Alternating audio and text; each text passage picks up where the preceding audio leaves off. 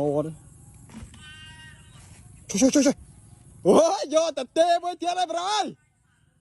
Chúa với tiết ba đây này. Yeah. Ơn. Vô với tiết ba đây nè. Trời, thấy cô mấy. Còn phải thấy cọt ếch đó. Trời, thấy mẹ có má rồi. Trời bóng hôn ơi. Thấy nó trong côm căng. Cọt ếch ba đây. Chắc mà nó tiền kháng vậy. Ọt vọn. Trời, mở đi. Mẹ. Thằng nô đấy à.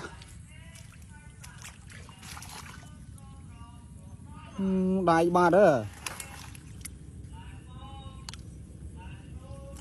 Ai cái ba đó. No. Ôi mày. Mền túi ra đi. Chúa bữa chưa đấy. Mệt túi ra chặt ơi. Nu. Trời mày mà tiền. Trời ạ. Vô tập tê ba đó nó ba. Mồm. Ai cái ba đó. No. Trời mày. Mền túi ra đi. Chúa bữa chưa đấy. Mệt túi ra chặt ơi. Nu. Trời mày mà tiền. Trời ạ. Vô tập tê ba đó nó ba. Mồm. Thì tụ.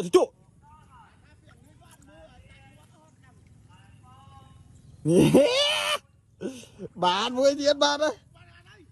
Đấy tụ à. Ôi má. Vô tập tê bạn bỏ vô đấy. Bạn vui thiệt à. Bạn vui thiệt đấy.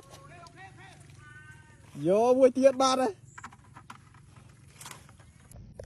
Đấy tụ. Trời em ra vui tiền cái đông mô được mua. Trời. Vô vui bạn bỏ vô đấy thì thua đúng không. Cái thà đâu bên à.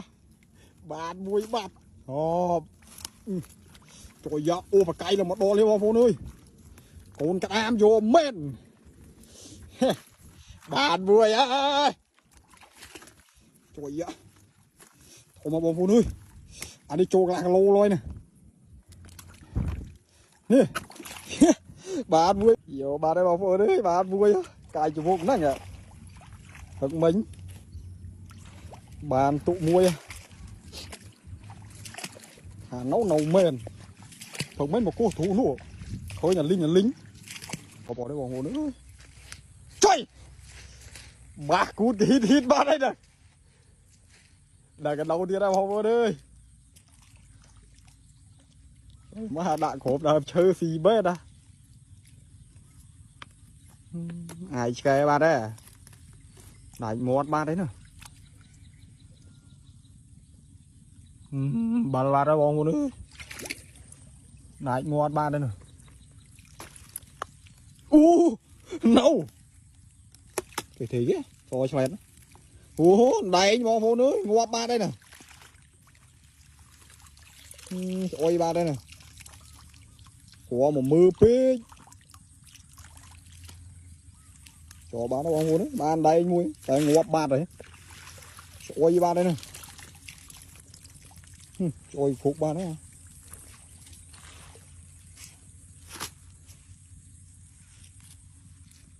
Ôi ba nó bóng vô nữa.